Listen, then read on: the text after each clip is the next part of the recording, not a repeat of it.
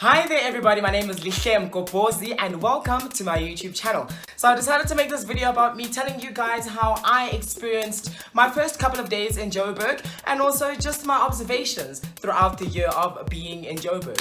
I've been in Johannesburg for a full year now. I moved here 2016 on the 26th of December and that's when my Joburg journey really started. So starting at the beginning. I was gonna take a bus to Joburg. I really wasn't excited about taking a bus to Joburg because I'm a flyer. I fly. I normally use the airplane, but this time, that's it. Feel really low. But anyways, doesn't matter. I took the bus, and the first thing that one of my friends said was, "You're gonna go to Park Station. Be careful." Now that really shook me because Joburg is notorious for its crime, but every other city does have crime, but in Joburg it's, like I said, notorious. It's probably the highest crime rate in the country. So when my friend said that, I took it very seriously because she's been to Joburg before and she knows exactly how things how things go down rather. Wow. So I trusted her opinion and that just made me super scared. But when I got there, it really wasn't that bad. That's when I discovered that I think my friend is a little bit of a...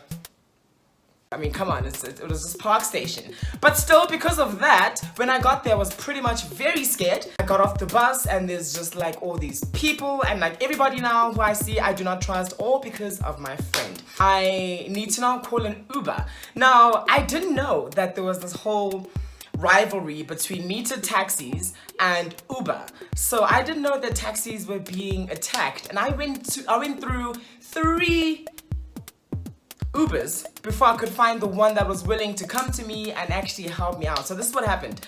I called my first Uber, and they all do the same thing. So they'd call you if you're at Park Station or any of sort of the areas where they're not supposed to be. I request my Uber, he calls me and he's like, "Okay, where are you?" I'm like, "I'm at Park Station." "Where in Park Station are you?" he says. Now I've only been here for 5 minutes. I do not know where in Park Station I'm in, or I'm at, rather. I know I'm in Park Station. As soon as I says that, he drops the call. Okay, cool. When he drops the call, boom, he cancels. Wow. Second one does the same thing, but asks even further, "So what do you see?" And I'm like, "Well, I see cars and I'm in the parking lot." Drops the call, also cancelled. The third one didn't even call me. He saw where I was and like literally 30 seconds later, he cancelled. I was so nervous. I'm like, what the hell is going on? Also on top of that, the person who was supposed to be hosting me for the week, he was asleep and I was also just shaken by that. Now mind you, I'm scared. This is a new city for me and I've heard so many stories, especially about Park Station, thanks to my friend. But I had to maintain my composure and I still persevered until finally I got an Uber driver that was very patient with me. He was like, "Okay, cool," because I explained to him, "Listen, I'm new to Joburg.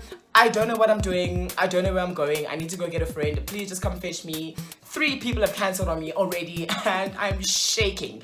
So he was like, "Okay, cool. Try and explain where you are."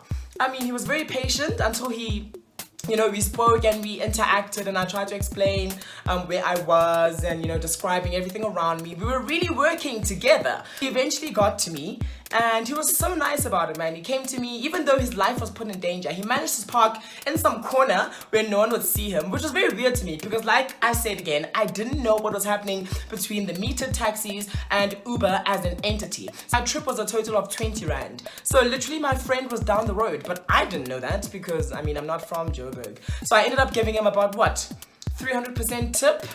Yes.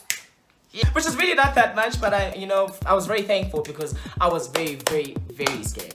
Now, when I got to Joburg, I was very stressed because at that time I had still not found a place to stay and I was starting my community service at a hospital in Joburg. So the first week was dedicated to finding myself a place to stay and I was very much committed to finding that place or wherever I was gonna live in that week because I was like, I'm not going to be homeless for anything longer than a week. Yo guys, it was such a mission. However, one thing that I did learn about Johannesburg CBD, now I don't know if this happens in every other CBD, like, you know, Durban and Cape Town, because I lived there before. I grew up in Durban, I studied in Cape Town. I've never lived in CBD, so I was living in CBD the whole of last year.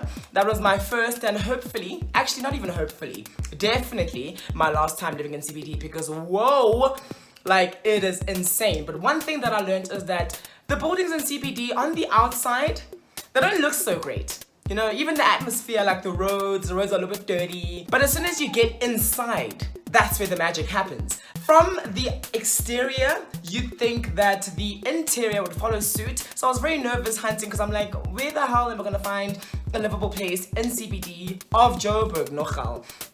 We get into this one flat, rather, I'm not going to say the name, but we get into this one flat and I completely fell in love with it and we picked it. I spent my New Year's Eve in Joburg. Never again.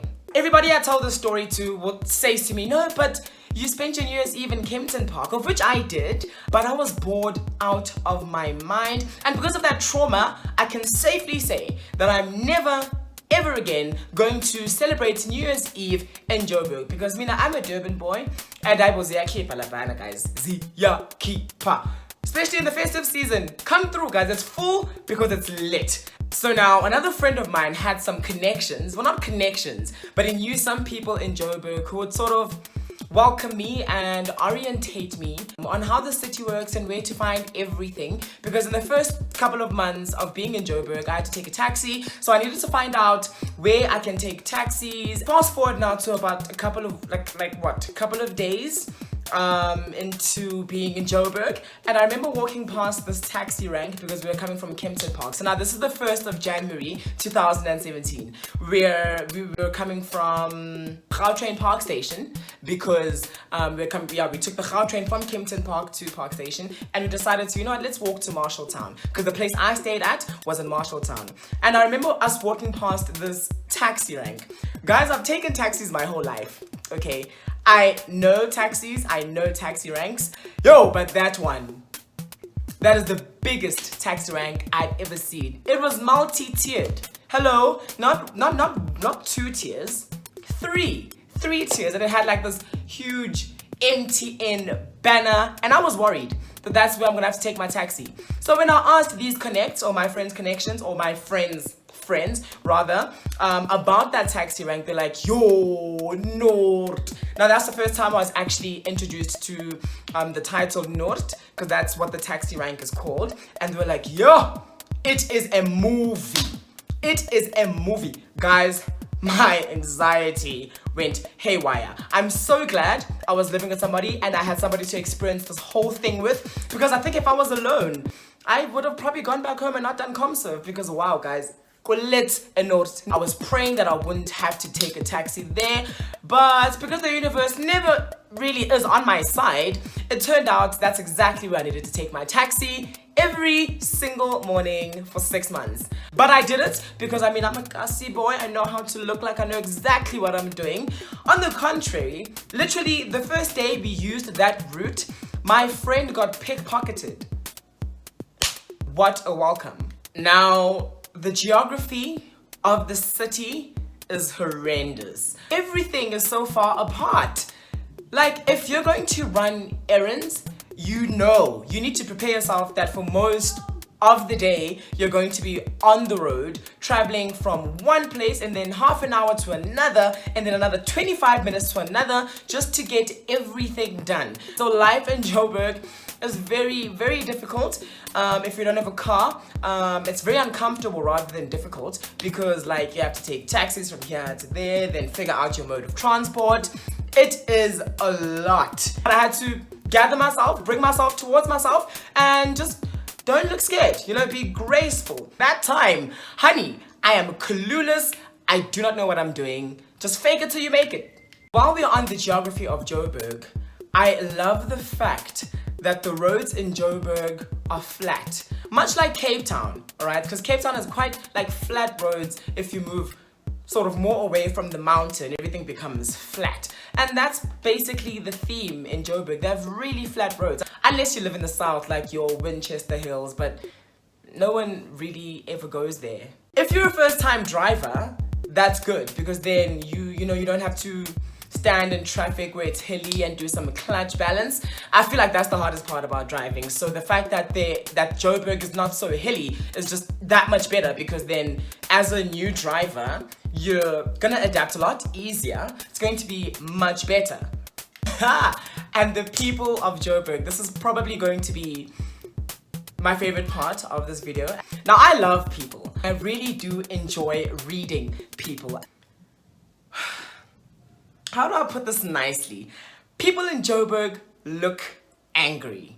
I think it's a defense mechanism on their part, because I mean, they don't want to look approachable. It makes them an easier target, because then we known type of vibe. That's my theory, because that's how I maneuvered around town. I made sure that I just staying face, and you don't really want to mess with me. But it was quite hard, especially with this gorgeous face. Now, I think people in Joburg really don't like Zulu people, especially those from KwaZulu-Natal, because they have no tolerance for anybody who doesn't understand Sotho. Yo, like they will speak Sotho to you, and you'll be like, "Sisi, Zulu." I mean, that's all I hear, because they speak it so fast. Thanks to many of my KZN peeps, you know, we are known to be stubborn, which is not too far off the track. I mean, Zulu people, KZN Zulu people are very stubborn. They're set in their ways. And I mean, it's highly problematic. So I understand where they were coming from. But wow, sissy, but Joburg people, I've observed, are highly ambitious.